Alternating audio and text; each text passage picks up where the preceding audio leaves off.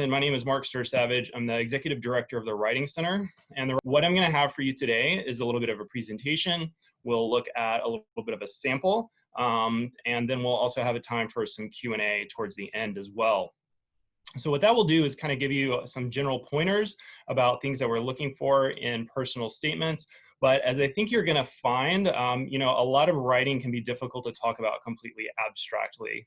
It's better when you can look at your own writing. And so part of what we'll do towards the end is have a chance to talk about some of the ways that we do work individually with students and kind of have a chance for you to get your personal statement or materials for graduate school reviewed. But we'll also look at sort of an example from a pretend student to sort of see what are some ways that they could improve a personal statement.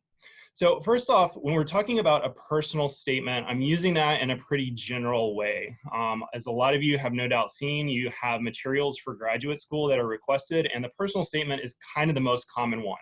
So if you are applying to a PhD program in the humanities, you really will a lot of times need to have a personal statement. If you're applying to a master's in social work, a lot of times you'll need a personal statement. Something in the sciences, you'll need a personal statement, or medical school. So really across the board, that's something that you'll use, but you'll also have a lot of other written materials. So some of what I'll provide for you will be sort of generalized feedback for personal statements. If you have specific questions about things like a research statement, or a values statement, or a diversity statement, or a teaching statement, all of these different types of materials. A lot of you for things like medical school have secondary essays that are shorter, that are a bit more focused.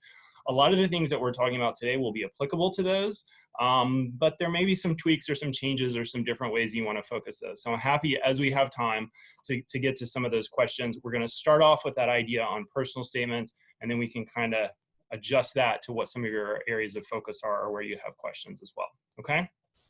So personal statements are interesting things because if you are applying for graduate school, you are towards the end, I would imagine, of your time as an undergraduate, and you have in your chosen field written a lot of different types of documents. And so if you are in the hard sciences, you've probably written a lot of lab reports by now. And by the time you're in those like 4,000 level classes where you have those as grades, they seem pretty easy in terms of knowing what to expect. Maybe the first time you wrote it, it was a little bit difficult, but you figured it out, or maybe you've been writing this since high school and you've got a lot of practice with that. For those of you in English or history, you're writing essays, and those are in a particular format, maybe a little bit specific to your professor, but eventually you learn and you understand when my professor says I'm writing an essay for this class to turn in, what are the expectations? How do I incorporate sources? How do I cite things? What do I do for research? Those are things that you understand because you've done those multiple different times. Personal statements are difficult, not because the type of writing is overly difficult, but because you don't really practice them. You don't really get a chance to write a personal statement for a class. You don't turn it in and get a grade and get feedback where your professor says you should do more of this or less of that. And then all of a sudden you're being asked to write one in this really high stakes environment in which you either get into or don't get into a graduate program, largely because of this piece of writing. And so because of that, a lot of students are very nervous about a personal statement and are not really sure what to put there. And so what we want to do is to start you off with a little bit of pointers, some things, just what to expect or what are the things to keep in mind, some kind of main tips or your kind of overall strategies for when you're writing a personal statement. So with that in mind, what I'm going to do is I am going to share a PowerPoint here. And then we'll get a chance to move through it. All right. So tips for writing an effective personal statement. The first thing that I'll mention is to remember that a personal statement is a persuasive document. Well, what do I mean by that? A lot of times when we say a personal statement means it's about you, right? Yeah, absolutely. We want to hear about you. We want things that are unique and specific to you that we couldn't say about someone else. But the thing about that is that doesn't mean it's just about you in terms of the content and the thing that you're writing about, and also about what's important to you. It's actually about what's important to that committee who is admitting or denying you to a graduate program. So with that in mind, we might have some experiences that are really, really important to us. There are things that personally make us feel strongly. But if that doesn't tell that committee something about you in terms of how you are going to succeed as a medical student, as a dental student, as a social worker, whatever it is, the type of program that you're applying for, that's not really a very good example. And so it is about you, absolutely, but it's about also choosing which of those details about your experience as a student and as a person are most persuasive and most effective in communicating to that committee about the things that are important to them. So what are some of the things that are important to a committee who is saying this person does or does not get into graduate school? Well, they want to see, one, that you have done impressive things. So absolutely, if you are, it's a document for you to brag a little bit more, to kind of humble brag about the ways that you have effectively as a student and as a person accomplished things.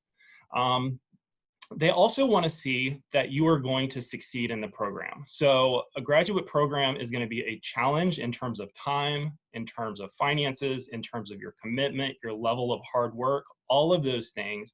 So providing examples that demonstrate that you have successfully worked hard, had a commitment that you stuck to, overcome obstacles, all of those kinds of things can be very beneficial as well. And the last thing that that committee is looking for is, in the end, when it comes down to it, they are looking for you to make them look good. They want for you as somebody in that program to succeed, to do well.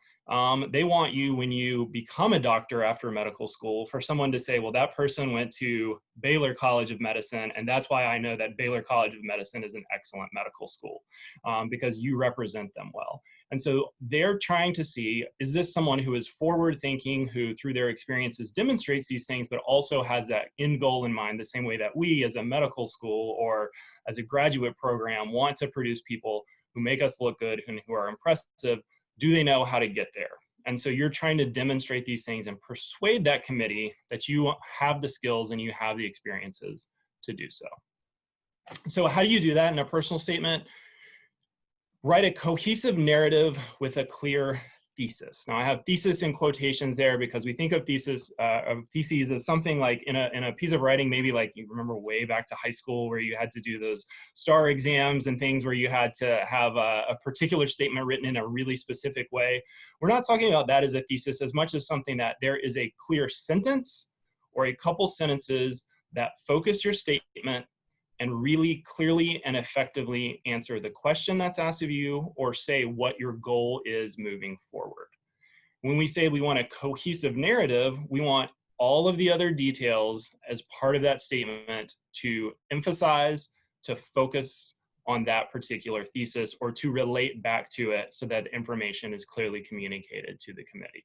So for example, if there's a question that says, why do you want to go to medical school?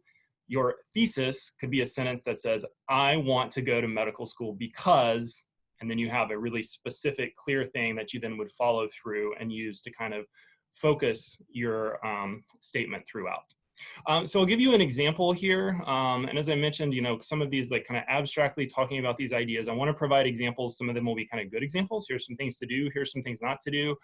Apply them to your own specific situation. And then if you have questions later about, well, that seemed like it's different for me because that example was from, this one is like maybe what somebody would do in a PhD program. I just want to get a master's in education. How would I do this differently? I'm happy to answer those.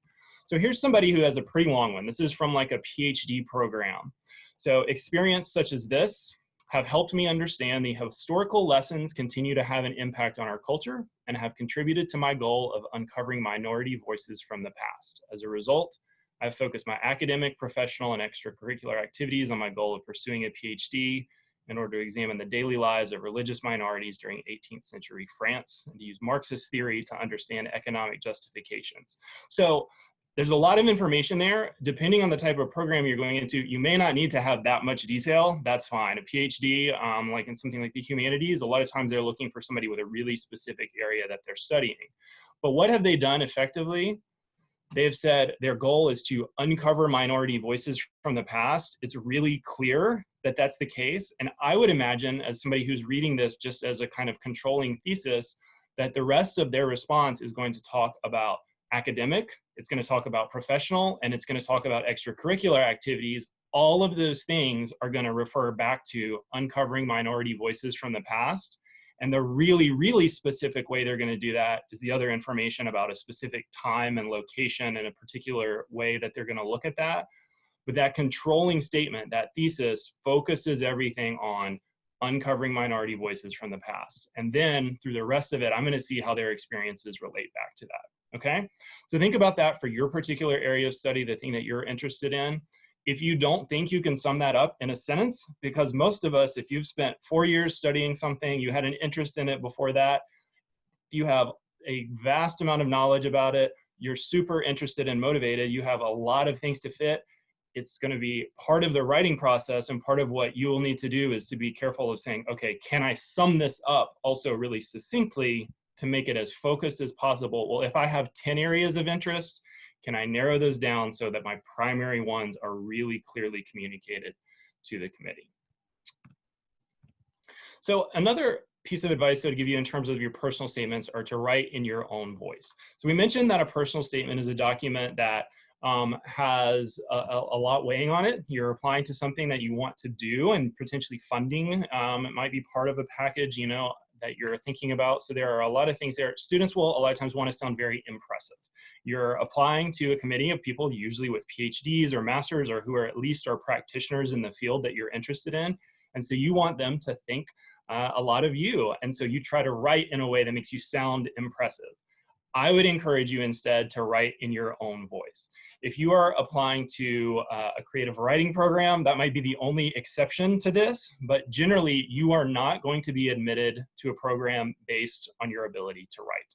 If you're applying to a dental program, they're not going to say, well, this dentist sounds really impressive, but they have a horrible GPA and they haven't taken the right courses. They're going to say, like, they're going to be looking at the content. And so writing in your own voice, clearly communicating, allows them to not be distracted, and allows you also a level of comfort, the way that you would communicate in a professional atmosphere, not something that's casual or maybe the way you would speak to friends, but the way that you would present yourself in a sort of verbal presentation would be a completely adequate way to think about how you're writing. So here's somebody who has not done this. They've tried a little bit too hard to sound impressive. So here's somebody that says, from all of these experiences, I came to a realization that being a dentist means being an imperative leader, an indispensable team player, and someone with refined dexterity skills. Well, what's our problem there? We have 3 really impressive words. One of them is used correctly. One of them is used like kind of correctly, and one is used completely incorrectly. So somebody has kind of gone to the thesaurus.com, they've looked something up and they've tried to make themselves sound more impressive, and they've used some words they're not really comfortable with, and we can tell that because they've used them incorrectly. So instead of making you sound impressive, it actually makes you sound less impressive. It makes you sound like you're trying too hard, and maybe you're trying to cover something up by trying to sound really good when you don't really have the skills to use those. So don't worry about having to write the most perfect, wonderful essay. Focus on the things that clearly communicate the content and the things about yourself that are really important for that committee to know. Communicate that information in your own voice as well. So here's a better example of that. Leading a dental practice requires coordination among many professionals. My experience as president of UH Student for Change has demonstrated my success working with a team of my peers. Okay, it's still formal. Like, we don't normally, like, we say friends or something else. We don't usually say peers. At the same time, is that something that there are really big vocabulary words? No, it's just clearly communicated, straightforward, to the point. Here's what I did. Here's the thing that it demonstrates about me. And that's completely adequate and really a lot better than the first statement there as well. All right, talk about your characteristics and your qualifications by referencing specific examples. So, a lot of people are going to be applying for graduate programs. They are competitive. And how many of those people do you think say, I am generally someone who doesn't try very hard, and I have a decent GPA, but it would have been better, except for I don't do very much in the classes that aren't appealing to me? Nobody says that, right? Everybody says I'm hardworking. Everybody says I'm talented. Everybody says I've overcome obstacles, all of these types of things. So how do we actually know? How does that committee know if you are one of the people who is just saying that about yourself, or if you're one of the people who can demonstrate it? We need specific examples of the things that you say. So if somebody says to succeed academically, you must work hard. Okay, that seems reasonable. And I'm well qualified based on my work ethic. Well, How do I know that, right? What about you or what about your experiences demonstrates not just that you say you have a good work ethic, but that you actually do? So here's a better way of doing that is providing a specific example. Working as a math tutor while simultaneously taking 18 hours and receiving a 3.5 GPA last semester was a challenge, but my planning and time management skills assured my success. In addition to using work as a way to earn money, I could also brush up on my skills for classes, and I knew I'd also have time to study when I wasn't working with students. Okay, so here's somebody who said they're planning and they have time management skills. How do I know that? Well, I can see they've taken a lot of classes, they've maintained their GPA, they're also doing a job. And not only are they working as a tutor, they are like clearly thinking critically about this because they're thinking, well, I can brush up on my skills. That time is doing 2 different things for me. And then I can study. It's actually doing 3 things for me. So they've had the forethought to think about not just like taking any job, but doing a job that really helps further what they're trying to do. Absolutely. Now I see they have a specific example that demonstrates that does take planning to do that, and that seems like some time management skills as well. So we're much more specific in not just saying it, but demonstrating that this is something about you as an applicant. All right, so in terms of those examples, be specific. If you say something about my internship helped me understand the power of serving others, again, helping others, doing things for the benefit or for the love of a particular discipline or an area. Passion is going to be a word that people use a lot. You wouldn't be applying to a program that maybe takes you for medical or a PhD program 5 to 7 years to complete, or even for those that are a year or 2 years for master's program. That's a big commitment. They're financially commitments as well. And so you wouldn't be doing that if you didn't have some kind of desire to do it, but everybody says that. So how can you demonstrate that with some specific details? So here's a way that somebody has improved that. They said, through working directly with wonderful researchers in the dynamic field of biotechnology, I see now that this field has the wonderful potential not only to be on the cutting edge of technological innovation, but also to aid many patients who previously would not have had access to such resources. Okay, so that's definitely more specific, but there's still a little bit of room for improvement there, because part of what we're trying to do is to provide all those details. And you maybe even could hear that by the end of that, I'm like running out of breath and trying to gasp a little bit to get through everything. Part of that is because almost all of your statements, you've noticed already, are going to have a word count, are going to have to be single spaced on one page or in one text box. They're going to have a character count. So you have to be concise. So that's really the challenge of a personal statement, is putting as much information in as you can, as many details, as many specific examples to illustrate the things you say about yourself, but also doing that as quickly, concisely, and effectively as possible. So here's somebody who's taken that and taken it from the, what does that end up as, 5 lines, taken it down to 3.5. They're still communicating the same information. Through working directly with researchers in biotechnology, okay, I don't have to say it's wonderful twice. I can cut out some of those adjectives, and I don't have to convince somebody who's already in biotechnology that their field is wonderful. They already know that, or they wouldn't be on this committee. I now understand the field's potential not only to be on the cutting edge of technological innovation, but also to aid many patients in need. And then we'd think they would continue to talk about that with some maybe specific examples after that. But they've moved quickly into that with a bit more detail than the sort of generic first statement, but more concise than that second statement to go ahead and streamline that information as well. Another piece of advice would be to tailor your essays to the program for which you are applying. Now, this will be a little bit different depending on the type of graduate program that you're applying to. So you saw that very first example about like a PhD in history. Generally, if you're applying for a PhD in history, you're applying to work with maybe one professor or like a particular area in a department. You have to be super, super specific, and that's why they got to that level of detail.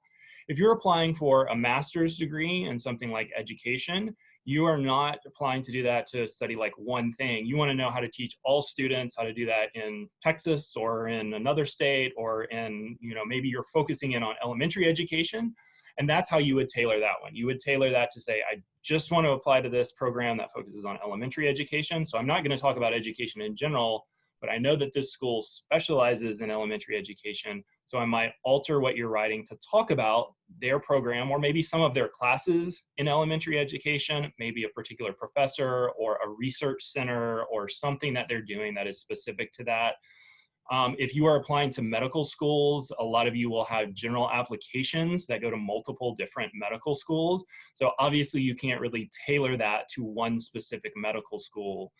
What you can do is you'll notice that secondary essays, a lot of those will be specific to the specific medical school. So if you're applying to a dental school, and there's one that has a specialty in pediatric dentistry, and other dental schools do not have that, and you want to do that, in that secondary essay, it might be useful for you to talk about how you volunteered and you work specifically with kids in a dental setting. So let's take a look at what that might look like as you're tailoring an essay. So here's a program from their website. They said the University of Houston Center for Nuclear Receptors and Cell Signaling includes current faculty members who are conducting a wide range of cutting-edge research, primarily focused on cancer-related investigations. All right, so what does it show if you are tailoring an essay? One, it shows that you've done your homework. If you are asking someone to commit, especially if it's funding related, and they're committing money to you, they are going to want to know information about you, and they're going to want to know that you do your research. You're not just kind of decided yesterday I'm going to apply to this, that you're committed to it. And so part of what you're doing is tailoring that to that specific program or that specific school. So here's an example of tailoring that. So you might talk about my previous lab experience at MD Anderson has let me know the challenges that cancer-related investigations can pose. Where does that sound familiar? Because cancer-related investigations is the last part of the language from the website. This person has used that as a strategy to respond and say, hey, I know this is important to you, it's also important to me, and I'm going to talk about it in this personal statement. And I'm particularly interested in the Gustafson lab, which is an actual lab that there is at U of H. So if somebody's done their homework, they've seen that that's there, then that's completely appropriate to mention exactly what you want to do if it fits with the program and some of the opportunities you're going to have. The lab's partnerships with the Texas Medical Center provide opportunities for both academic investigation and industry applications of the continuing insights into the specific thing that they're going to study about cancer. So they've taken that information from the website, they've included it in there, and they've also gotten even more detailed about the work that they want to do, knowing they're kind of demonstrating, hey, I know about your lab, I know this is some of the type of stuff you want to do, here's how it matches exactly with my experience.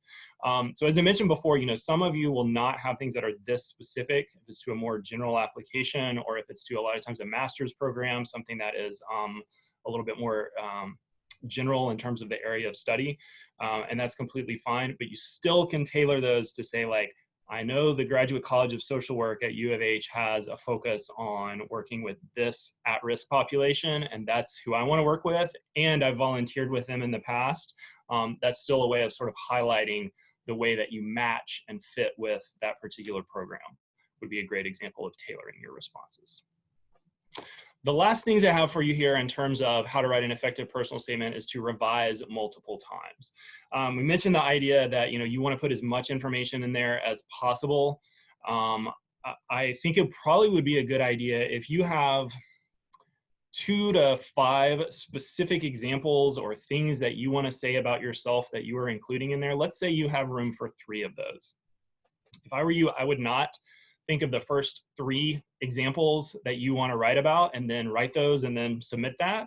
I would think of 5 examples, and then I would write on each of those, sort of see which fit together the best, which sort of provide evidence for your thesis the most effectively. And then I would get rid of a couple of them that you don't have room for. And then I would put those together. I would have somebody else read it. I would reread it myself. I would look at it with the character count or the word limit. I would narrow it down and make it more specific. If that's too wordy, then I've got to go through sentence by sentence and eliminate some of the words. I have to do that multiple times to get to where I finally have something that I feel comfortable submitting. So in order to do that, you have to start well in advance of the due date. Some of those I know are quickly approaching for some of you, but with that in mind, now is a great time to get started. That's why you have some of that information and why the Career Services has this week focus on graduate school scheduled now. So you have a chance to do things in advance. Complete a draft. Once you've gone through some of those steps, put it aside so you can come back and look at it, review the draft to make improvements, and then have others review it as well. A different set of eyes can be very helpful. One of the ways that you can do that is to visit the UH Writing Center to have somebody individually look at what your draft looks like, and then to proofread for some errors of grammar and punctuation will be some of the last things that I would do. You know, if you're changing content, there's no point in like making sure every single comma and everything is perfect, and then you end up just scrapping a whole paragraph. So wait till the last stage to do that. However, make sure that you are doing that. You know, I don't know that anyone has ever gotten into graduate school because of their proofreading, but I can guarantee you that people have not gotten into graduate school because of not proofreading. Think about if you are applying to a medical program and you want to be a surgeon, is attention to detail and paying attention to things like where commas and periods and capital letters and those kind of things go, is that important? Attention to detail is incredibly important for a surgeon, and so you're demonstrating a sort of level of professionalism in doing that. So make sure that you're looking at it, that you get some other sets of eyes on there as well, okay? So with that in mind, I will see what kind of other questions we have here. We'll see about looking at an example in just a moment. Actually, let's go ahead and do that now, and then I'll kind of resume with some of the slides that maybe are a bit more specific to booking an appointment with the Writing Center and some of those things. So let's see here. I want to see just a couple of the questions, if there are some things that I've seen popping up here that didn't quite get a response. Cynthia? Yes. So one of the first questions is, would you tailor it to, how would you tailor it to law school? Law schools are generally one of the ones that will be a little bit more general. They'll usually, if you're talking, for example, about a particular kind of law that you want to study, might be something that would be completely appropriate as a way to tailor it. They're not going to be as concerned as some of those super specific examples that you saw me give there, like a PhD program. A law school, you know, think about the fact that like your first year in law school, everybody's generally in the same classes. You're generally all following the same path. What's going to change is when you get into some of the upper level classes, or if you have a particular type of law you want to study. So if you're interested in, so U of H, for example, has a really good copyright law program. A lot of schools don't, or don't even have that as an option.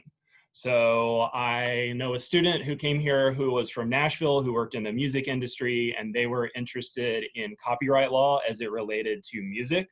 And they got their law degree from U of H for that particular reason. That would be incredibly relevant and helpful to include in your personal statement, because it applies directly to the type of classes you're going to be taking and the things that you want to do with it. It also demonstrates you understand how what you're studying can eventually be applied in the workplace. So for law school, something like that would be useful. But in terms of, like, I wouldn't think anything much more specific of that would be that beneficial with law school. They're looking a little bit more for like information about you. Okay, and another question, if your program teaches a general subject, would it be helpful to write about a specific subject that you want to focus on or not? It can be, yes. So let's say our example of social work. Social work is generally a pretty work-focused type of program. It's a master's degree. Not a lot of people get a PhD in social work, although some do. It's generally focused on a master's degree to go into the field. Like you're going to be getting a master's degree and then you're immediately going to be a social worker. You're going to be working with people. Those, the programs are not going to be focused necessarily on working just with, let's say, underrepresented Hispanic doctors and furthering their education.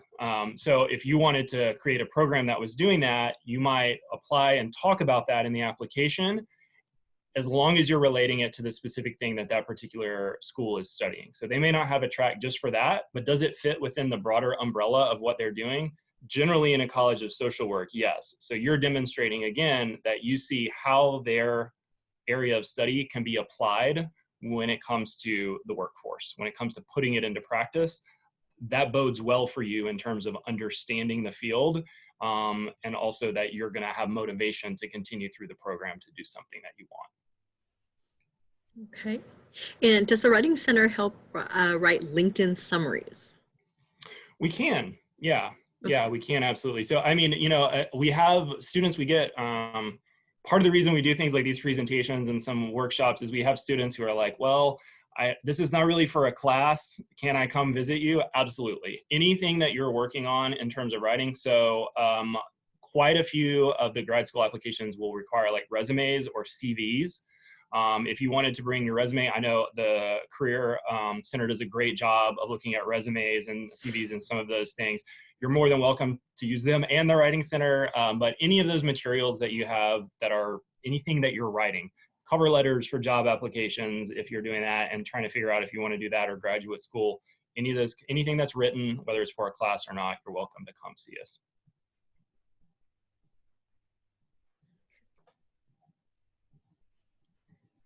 Would you like another question? Yeah, absolutely. Okay, so when you speak about your experience in your field, would you want to include some of your responsibilities that you had through your internships to emphasize where your experience is, or does that come off as more of like a bullet list in a resume? That's a really good question, and I'm glad you asked that, because one of the things that I didn't really mention was thinking about how your materials fit together. So your personal statement is going to talk about some of the things that you've done, and might talk about some of your classes or experiences you had academically. You're also submitting generally a transcript, like a resume or a CV or some of these other materials. Think about trying to make sure those materials complement one another, not that they repeat one another. So your personal statement can do some unique things for you that your resume cannot do. And so absolutely, you're correct to think through the fact it should not be a bullet list of experiences. Instead, it should be something that talks about the significance of those. So if I had 3 different responsibilities at a job, and on a resume, there's 3 different bullet points, and they all look the same in terms of the level of importance. What they don't say is that one of those things you hated doing, one of those things was okay for you to do, and one of them changed your life and helped you figure out that you wanted to go to graduate school to study a particular area. What your personal statement can do is focus on the one of those 3 bullet pointed areas that helps you figure out you wanted to go to graduate school. So think about it that way. You're submitting that information. Your personal statement should not be a list. And this is something that students make as a mistake a lot of times, which is in high school, I did well in science. I got to college and I made A's in my freshman science classes. So I figured, well, I probably should do something with that to have a job eventually. And then my professor recommended me for an internship my junior year, and I worked in a lab. And now I'm applying for graduate school. Well, all of that information is something I can get from a transcript or from a resume, but what is the significance of those experiences? What do they say about you? Which did you value more than others? Which gave you insights into what working in that field or going to graduate school in that field would be like? All of those things are more important to put in your personal statement, whereas the actual like, here's what I was doing in the lab would be better to do in like a CV or a resume, okay? And is there a way to submit your personal statement for proofreading, or do you have to go into the Writing Center? So everything we're doing this semester is fully online. Well, I won't quite say this full semester. Everything we're doing right now and for the foreseeable future is fully online. So one of the things that I'll do that I cut off a little bit at the end of the presentation, because I was saving it till later in this, but is to go through kind of how to make an appointment with the Writing Center. I'll be happy to do that in a bit here. But the short version for now is you can Google or you can look on uh.edu, search Writing Center, and you can go through our scheduling system. What you do is you'll reserve a time for a synchronous interaction. So what that means is you would submit the document and you would talk through it with someone. You can use audio. I would suggest that you do that because you'll get through a lot more. If you don't have access to audio or in a place that's like hard to get quiet, you can use chat instead. But you'll get a chance to sort of work through, get somebody else's opinion on it. And the reason that we do it that way instead of just submitting it is you get to say, hey, I want you to focus on paragraph 1. Don't worry about the rest. I've revised it like 4 times, but can you give me some feedback? You get to kind of tailor that interaction the way that you want it to occur.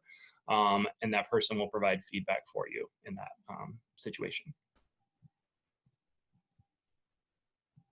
Okay, is the Writing Center available to U of H graduates I'm not sure if they mean alumni, but I believe so. Uh, um, so we if you are working on something for like academic purposes, especially if you're a recent alumni, we're happy to work with you. Yeah, absolutely, especially something graduate school or job focused to help you be successful in that way. I was looking at some of the other questions. One of the schools I'm interested in, I can write about faculty mentors. Mm. Got it. Yeah, so well, it's interesting. I'm gonna answer Olga's question a little. So for those of you who can't see it or for the recording, it says can write about 2 faculty mentors in the personal statement, and how do they go about doing that? Do they write about one per paragraph or write about both of them in the same paragraph? I don't think there's a right or wrong answer there necessarily, but what I would do is think about, and I'll enlarge this a little bit because this goes for other ones, whether it's faculty mentors or not. Make sure your sort of paragraph division and your structure echoes the importance of what you're trying to say. So let's think about it this way. If you learned 2 different things from those 2 professors, I think it would probably make the most sense to have 2 separate paragraphs to talk about them. If you learned one thing from your experience of working with mentors, then it would make more sense to write about them in one paragraph and to focus on what that one thing was and the 2 different instances in which you saw that. I mentioned that partly because a lot of students will structure personal statements, whether they have to do with mentors or not, chronologically. There's nothing wrong with that. That's not a right or a wrong thing. But just know that, as I mentioned earlier, you do not want a personal statement to be a list. You do not want it to be something that echoes your resume or looks exactly the same as that. And it's easy to do that sometimes if we structure things chronologically. It might be useful to focus on, thinking about those, like if you have 2 different things that you really want to stress about yourself, you understand the importance of hard work. Maybe that's your first paragraph, and you understand being motivated working towards specific goals, and that's your second paragraph. So you demonstrate experiences or an experience in which you demonstrate hard work, and then move into working towards goals in that second paragraph. You wrap things up by talking about your ultimate goal is graduate school and how each of those 2 things have led you to where you feel you're going to be successful in doing that, right? So that may or may not be chronological, but it's an organization that emphasizes and that really echoes what it is that you have to say that's unique about yourself. There's 2 other questions that I think are similar. Do you encourage talking about overcoming obstacles and hardships that can be shown through your academic performance in a positive way? Which I think is similar to the question, is the personal statement a time to address any discrepancies or poor performance on your transcript? That's a sensitive thing to cover, and I will say that it depends on the degree to which you've had some interruptions to your academic career or setbacks along the way. So we'll think about it this way. What is something that is significant enough that it is going to stand out to a committee and they're going to notice it on a transcript, so much so that it needs to be explained? If you drop out of college for a semester, if you're on academic probation, those are some pretty significant things that do not necessarily preclude you from going to graduate school, but they probably bear mentioning. And I absolutely think that the way that one of the questions has framed it is appropriate, which is framing that as an obstacle that you had to overcome. And what you need to demonstrate is that it's not going to happen again, that you've learned from it, and that you've been successful as a result. I mean, in some ways, you've had more to overcome than students who have never had that happen, and you can frame it in such a way as you have proven that you can overcome obstacles, even if they were self-imposed to a certain extent. Now, what I've seen before is students who got like a C in a class that was pretty important for what they were studying, and it drives them crazy that they got a C in that class, and it's really frustrating to them, and it's like a big regret that they have in their academic career. But then you look at their overall performance and they have like a 3.8, and like they've done well in all their other classes in their major. Is it really worth taking that precious space in that personal statement to talk about like one class that you didn't do so well in, that actually, like, in the grand scheme of things, a C in one class of all of your college career, it's not really that big of a deal. You're kind of drawing attention towards something you did not well if you spend a lot of time in your personal statement talking about like an average performance in something that you would have liked to have done better on. In the long run, like, that's not something that that committee is really going to think about a whole lot. Again, persuasive document what is most important to that committee, not what is most important to you. And think about the fact that that committee is going to see a lot of these. They're going to be reading a lot of personal statements. That's also one of the reasons why I would encourage you to stay away from some of the things of like saying you're passionate about something, or you know, saying you're hardworking without demonstrating that you're hardworking. You know, I'll say this sensitively as much as I can. Generally, staying away from the grandma stories is a good idea. My grandma was sick. I wanted to heal her. I became a doctor because I want to make sure that people don't suffer. And those are really personally important things to you. Does your grandma's health really demonstrate that you're going to be a good doctor? Not really, right? Or something that happened to you legally, or a family member of yours legally, and that's why you wanted to become a lawyer.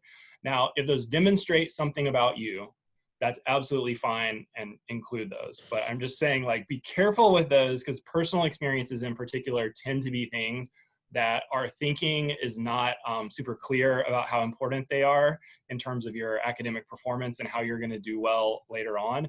That's also why having another set of eyes and having them be somebody who's either removed from like a personal relationship with you, like somebody at the writing center, or an instructor, or someone who can give you a like pretty objective view to say like, hey, I don't think this is a great example, even if it's really important to you.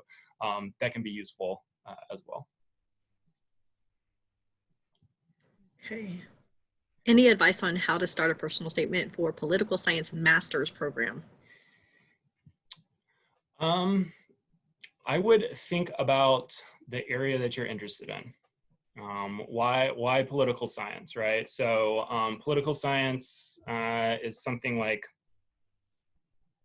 is there a particular approach you want to take? Is there a particular way that has been more interesting to you than history classes that talk about the same type of events but in a different perspective? Or is there a particular, like, are you focused more on the theoretical in political science, or are you interested more in practical, like polling and how that works? I mean, figuring out kind of like going more specific than just, I want to study political science. What is it about political science?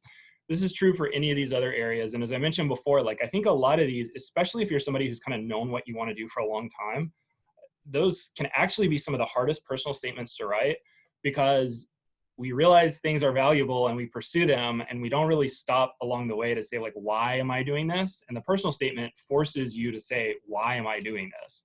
Why do I want to be a doctor? Well, you might want to help people, but like we said, that's kind of what everybody says. And so you want to think, but why do you want to help people? What is it about that makes you feel good, makes you feel fulfilled, makes you feel like you are in a particular place where you are uniquely qualified to do that? Like, be examining yourself and kind of working through those things can be a really important part of the process. I would encourage those of you who don't have like a real great answer to that question, or know like, why do I want to study political science, or why do I want to be a doctor, or like, can I say that in 1 or 2 sentences? Sometimes meeting with a writing consultant, you also can do this just talking with friends and others, or writing yourself to sort of examine some things. But just to brainstorm can be a really important part of this process as well. We think about writing so much of the time about like sitting at a computer and typing out words.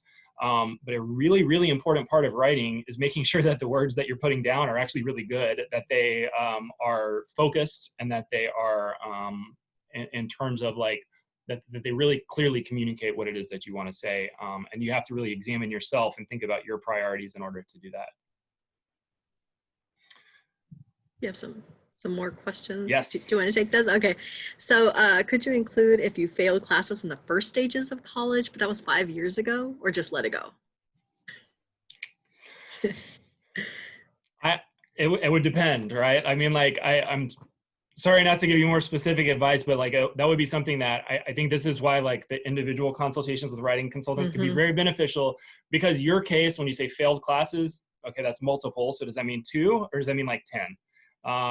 Like when you say failed, you mean you got a D and you still got credit for a gen ed class and you got to move on to the next thing. Like, did you get like, so I totally get that you can explain more, but like we don't, in this context, it's hard for us to go into too much detail, but the significance or the degree to which that is something that would stick out to that committee would be the thing that would, if you failed 2 full semesters, every class that you took, absolutely. I think that's something that needs to be addressed. If you failed 2 classes, you got a D in like, you know, your intro math class, and you're a person who's in the humanities and wants to go to a humanities focused grad program, I don't think they're really going to care much about that. They're going to have like GRE scores and that kind of thing anyways to evaluate you on. So it kind of, it depends. I understand is like probably not a satisfactory answer, but is about as well as we can do in this context. Okay, this is a good question. Is when sending a recommendation letter request to the professors, is there something specific that they should ask or inquire about? That's great. Yeah, absolutely. Usually, yes. So we mentioned the fact that we want your application materials to supplement one another, not to repeat one another. So when you're, this is a way to think about one, who you're asking, and then also kind of how you're framing that. As somebody who writes letters of recommendation, it is so much easier to write a letter of recommendation when someone doesn't tell me what to write. You're asking, you're requesting this of them, be polite, but gives me some guidance to focus that. Because especially if I had somebody in a class like 5 semesters ago and I can look back, I can see their grade, I can see their paper in Blackboard, and oh yes, I remember this. Oh, I remember them participating in class. That was great. But I'm going to have some of those more generic things to say about that. Whereas if you say, all right, this person was my supervisor at work. Sometimes depending on like what you're applying for, that may not be an option for you, but this person was a supervisor at work. They can talk about like my work ethic. This person was a professor for my class. They can talk about like my academic skills.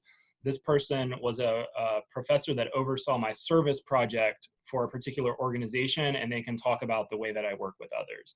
And so when you write that professor who, let's just go with the last one there, who you worked with on a service project, it would be completely appropriate to say, hi, Professor so-and-so, I'm applying to graduate school. Here's what it is. I would really appreciate if you could write me a letter of recommendation. If you'll let me know if that's something you're willing to do, I would love if you could talk about the service project we worked on and then give them some reminders. What did you work on? When did you do it? What was your role in that situation? And in particular, I feel like I have people to talk about my work ethic and my academic performance, but if you could focus on the way that I worked with other people, that would be great. Would you please let me know if that's something you're comfortable with? If so, like it needs to be done by X date. So asking them to focus on a particular area is generally something that the faculty will embrace. It also is generally something that helps your letters of recommendation be stronger, because they can be really generic sometimes if they're somebody that you haven't worked with closely, or if you haven't really asked for a specific thing from them as well. Yeah, that's a really good question though. Oh, and I think you're muted, Cynthia. Sorry about that. So this will be the last question, and then you can demonstrate on how they can upload their documents. Absolutely. And somebody just wants to know if you personally review the personal statements, since you're executive director of the writing statement, because they really value your feedback. Generally, no, just as a matter of time. Yeah, that tends to be the case. So we, as I mentioned, we have undergraduates who are, I'll show you here in just a second. But what we can do is, for those of you who are working on materials for graduate school, we will have a chance for you to work on the graduate writing schedule because you're working on materials that are graduate level. So these are consultants who work with master's students already, PhD students already. They're working with things like doctoral theses. And so they are very familiar with the type of things that you're working on, and they are very comfortable working with really significantly high level of work. So I think you'll find that the feedback you're going to get from a lot of them is going to be really, really useful as well. I will shift a little bit here. Let me pull that PowerPoint back up, and what I can do is show you the information on how to make appointments with the Writing Center.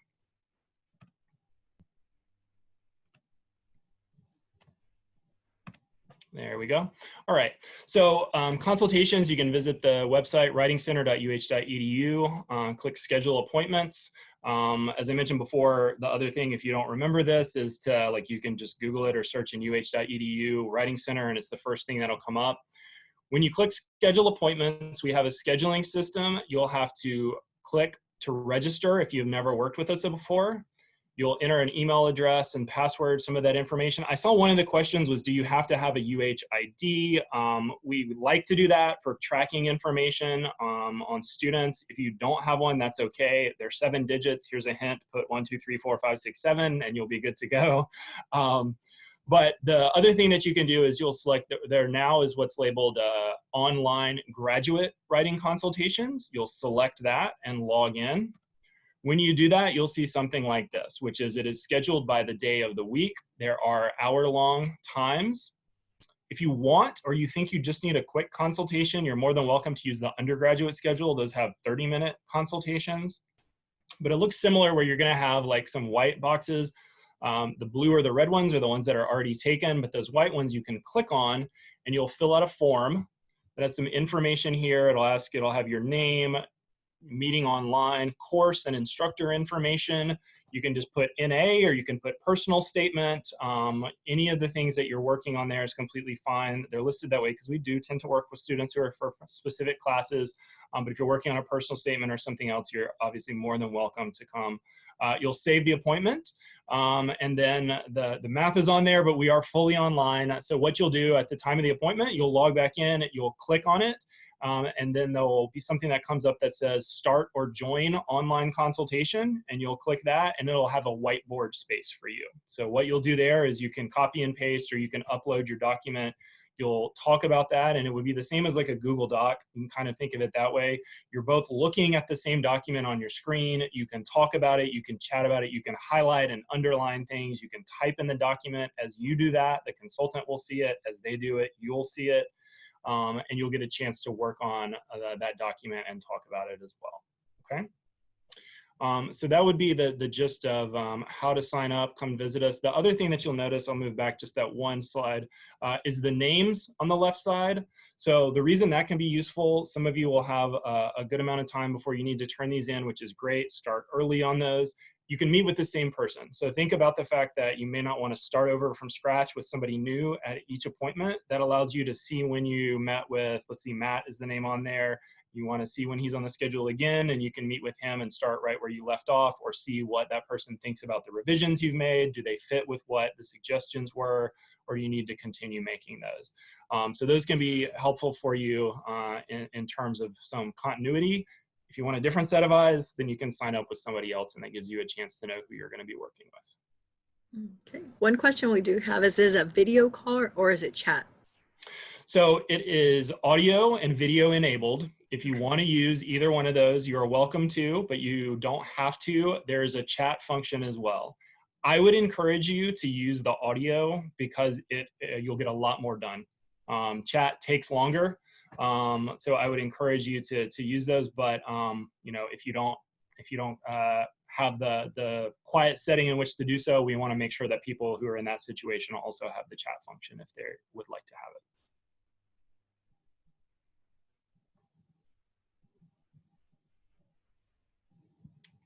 All right.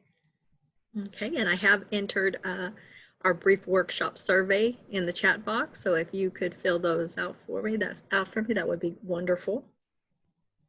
Are there any other questions that somebody might want to unmute and ask Mark?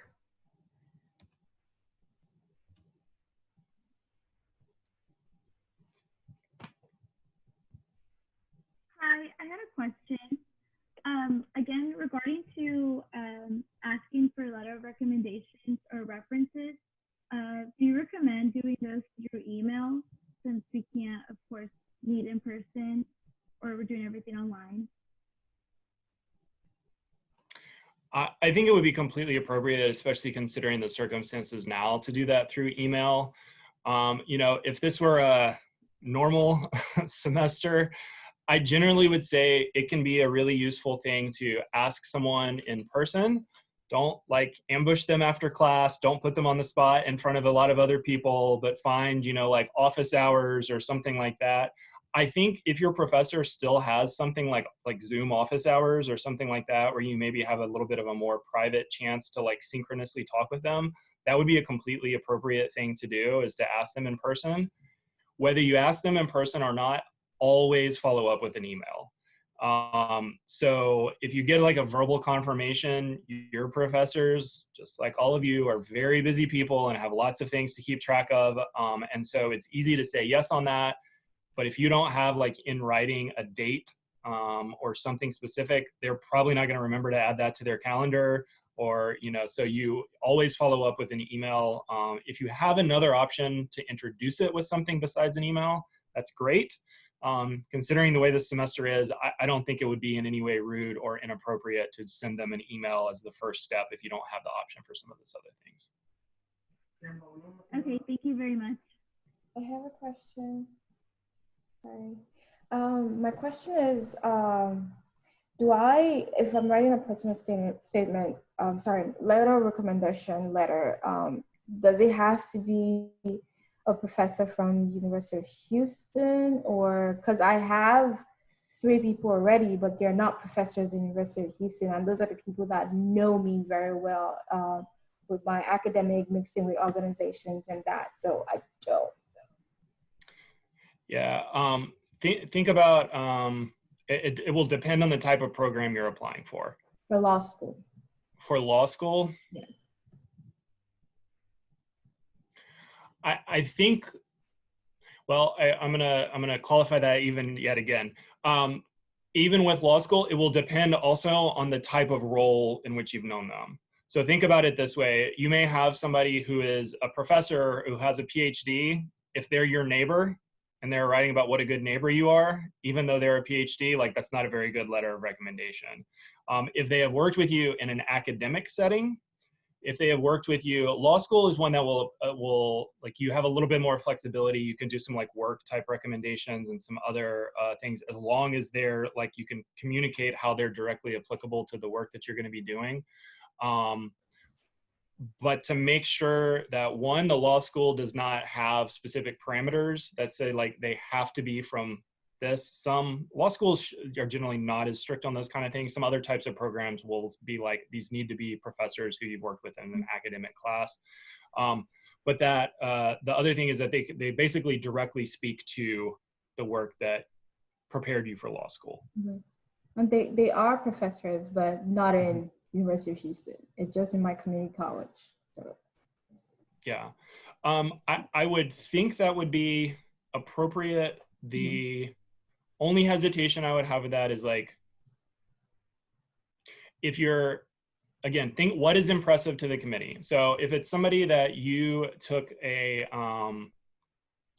freshman writing requirement at community college and you got along really well with that professor, you developed a relationship with them, you've kept in touch, they provided some kind of feedback to you along the way in terms of academically. You know, if that's someone who can speak about your interests specifically, that's great. And I think that that could be appropriate. But if there's somebody you took in that situation and haven't really kept in touch with, they just happen to be one that you know better than the big classes that you've had at U of H, that's generally not, if they can't really say something that speaks directly to your preparation for law school, that's generally not a great letter of recommendation. Okay, that's a good thing, because I've been in touch with them and they've all been my mentors for like 6 years. Yeah. Right, so yeah. Thank you. Yeah, absolutely.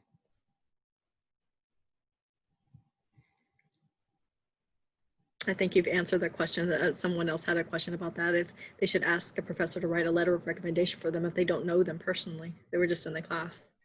Yeah, I mean, it's one of the things that's, it's hard to say if it's a little too late, but like it's one of the reasons why it's really important to do things like go to office hours, to develop relationships with professors, to do some of those things early in your academic career as much as you can. It's not necessarily too late to do that if you're applying for schools and you're a senior. I mean, think about who you have this semester and if there are some things, but you know, if you can develop some of those, but it generally is going to be better if there's somebody who can speak specifically about you, about your qualities, or about, and even more so if they can talk about how they relate directly to what you want to do. Yeah, the generic ones are generally not real beneficial. Okay, it looks like our Yeah. time has concluded. Yeah. So thank you, Mark, for being here today. Thank you, students, for participating, and thank you for all your questions. And you have a wonderful day. Thanks, everybody. Bye-bye.